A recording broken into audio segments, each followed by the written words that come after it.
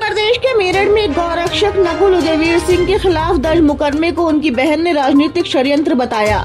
SSP आवास पहुंची बहन का आरोप है कि शिकायतकर्ता ने झूठे तथ्यों के आधार पर मामला दर्ज कराया और ये परिवार पैसे ऐंठने की साजिश कर रहा है। नकुल की बहन के अनुसार शिकायतकर्ता कशिश ने खुद को कुंवारी, नाबालिग और अविवाहित बताकर फर्जी मुकदमा दर्ज कराया है। परिवार का दावा है कि कशिश एक विवाहित महिला है और उसका पति तुषार है, जिससे उसका अभी तलाक नहीं हुआ है और वो अपने दोस्त के साथ नकुल के घर पहुंची थी। परिवार ने ये भी आरोप लगाया है कि अगर कशिश की मां रेणु गौड़ का इतिहास खंगाला जाए तो पता चलेगा कि उन्होंने 3 शादी की हैं। वर्तमान में वो जिस युवक के साथ रह रही हैं वो उनसे उम्र में काफी छोटा है और उनके पास लगभग 1 साल का बच्चा भी है। परिवार का कहना है कि ये लोग पहले सीधे साधे युवकों को अपने जाल में फंसाते हैं और फिर मोटी रकम लेकर समझौता कर लेते हैं। वहीं थाना पुलिस पर साठगांठ कर बलात्कार का मुकदमा दर्ज करने का भी आरोप लगाया है। नकुल की बहन ने बताया कि नकुल एक सामाजिक कार्यकर्ता है और वर्तमान में गौरक्षा समिति के लिए काम करता है। उसकी बढ़ती लोकप्रियता को देखकर कुछ लोग उससे रंजिश रखते हैं और उसे अपमानित कर समाज में नीचा दिखाने की कोशिश कर रहे हैं। बहन का आरोप है कि ये उनके राजनीतिक जीवन को नष्ट करने का षड्यंत्र है।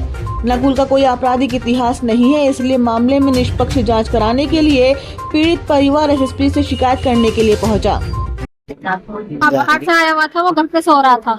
वो लड़की लड़की उसका एक दोस्त तुषार नाम का, मतलब गली में ही रहता है, वो वहीं रहता है 24 घंटे। और नकुल के पास गेट बजाया, उसने एक लड़की को साथ में लिया, उसका चेहरा बना हुआ था।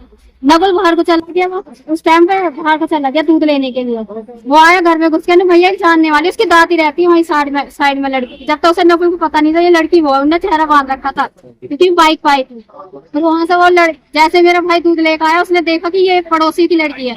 उसने उसे धमकाया कि तू रोज के साथ में घूमती थी शादी में, सारी आ रही है हमारी। उसने उसे धमकाया तो कहने भैया सॉरी मेरी दादी से मत कहना, मैं आज के बाद ऐसा नहीं करने की और मुझे जाने दो। वहां से वो लड़के के साथ में चली गई। फिर दादी के यहाँ रुकी हुई है, अपनी दादी के पास रुकी है। उसके बाद रात को हमारे घर पुलिस आती है कि नकुल ने रेप कराया लड़की का, और वहाँ पे पुलिस आती है और हमारे यहाँ पे रेप डालती है। डेली हमें परेशान कर रही है, कोई कार्रवाई नहीं कर रही। क्या करता है आपका भाई? मेरा भाई गौरक्षक है। वो लड़की कुछ नहीं, कभी पार्लर में बताती है, कभी कहती है सिलाई सेंटर में काम करती हूँ, और झूठ बोल रही है, कुछ भी नहीं करती है। किसी को लेकर आ देखिए, जो लोहिया नगर में रहने वाला है, उसे एक लड़की अपने झूठे आरोप लगाकर बलात्कार के केस में फंसा रही है। एफआईआर करा दी है उसकी, और ये कहती है कि मैं कुंवारी हूँ, जबकि उसने शादी की हुई है और उसका तलाक का केस भी अभी तलाक नहीं हुआ, अपने पति के साथ रहती है और झूठे आरोप लगाती है। कहती है कि मुझे 4 पहिया वाहन में खींच कर ले गए। जो समय और जगह बता रही है, उस समय में 4 पहिया वाहन में नहीं, अपने मित्र तुषार के साथ 2 व्हीलर पे जा रही थी और किसी तरह का कोई बलात्कार नहीं हुआ। झूठा फंसाया जा रहा है। नकुल गौरक्षा समिति का सदस्य है, जो गौरक्षा के लिए कार्य करता है। कुछ एनिमिटी है और रंजिश है, जिस कारण इसके फंसाकर इसकी छवि धूमिल करने चाहती है। कोई आपराधिक इतिहास नहीं है, कोई सजा याता नहीं है।